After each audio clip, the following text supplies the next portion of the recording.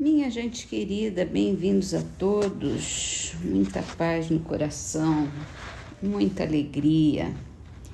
E vamos começar. O livro é 12 Passos Rumo à Paz Interior, assinado pela Peregrina da Paz, com a tradução de Luiz Antônio Mileco, que é um companheiro espírita nosso. Em primeiro lugar, gostaria de mencionar algumas preparações que me foram necessárias. A primeira preparação é a atitude correta em relação à vida. Isso significaria deixar de ser escapista, deixar de ser alguém que vive na superfície ou que está exatamente na espuma da superfície. Existem milhões dessas pessoas e elas nunca encontram algo de realmente significativo. Estejamos predispostos a enfrentar harmoniosamente a vida e a descer às suas profundezas, onde as verdades, as realidades devem ser encontradas. Isto é o que estamos fazendo aqui, agora.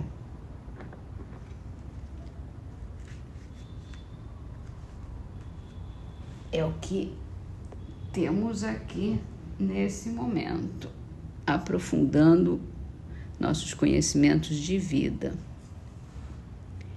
e de espírito. E por isso a gente vai para o livro dos espíritos. E a pergunta é se os espíritos que se achavam em boas condições ao deixarem a Terra, eles sempre podem proteger os que lhes são caros e que lhes sobrevivem. O poder de que desfrutam é mais ou menos restrito. A situação em que se encontram nem sempre lhes permite uma liberdade total de ação. Depende muito da elevação desse espírito que desencarnou. Como a gente dizia ontem, nem sempre a gente está preparado para proteger os nossos entes queridos. Muitas vezes a gente está muito ligado emocionalmente para ter independência, para deixar aquele espírito que a gente quer proteger ter autonomia. E nem sempre a gente está evoluído suficientemente para poder ter o melhor discernimento. Claro que a gente vai ter sempre assistência de espíritos mais elevados que podem nos ajudar, mas a gente tem que ter o entendimento, a compreensão também que o nosso ente querido merece o melhor e talvez a gente não seja esse melhor. Muito bem, vamos para a Gênese. A gente aqui está falando sobre o perispírito, a formação e as propriedades do perispírito. E a gente está vendo que o perispírito é formado pelo fluido espiritual do mundo em que se vive. O meio está sempre em relação com a natureza dos seres que têm de viver nele.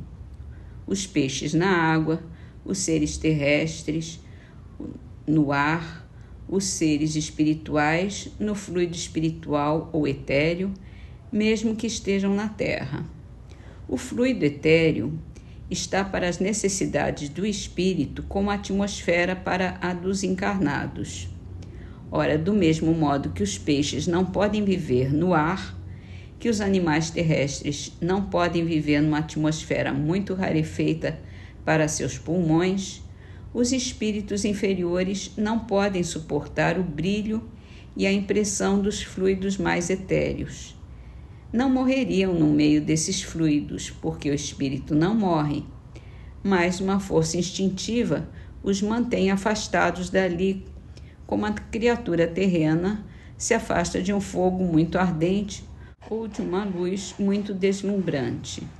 Eis aí porque não podem sair do meio que lhes é apropriado à natureza. Para mudarem de meio, precisam antes mudar de natureza, despojar-se dos instintos materiais que os retêm nos meios materiais, numa palavra, que se depurem e moralmente se transformem. Então, gradualmente, se identificam com um meio mais depurado que se lhes torna uma necessidade, como os olhos, para quem viveu longo tempo nas trevas, insensivelmente se habituam à luz do dia e ao fulgor do sol.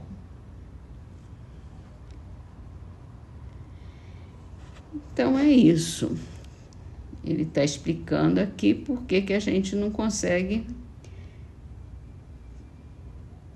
viver com o mesmo fluido da Terra em outro meio, em outro planeta, em outra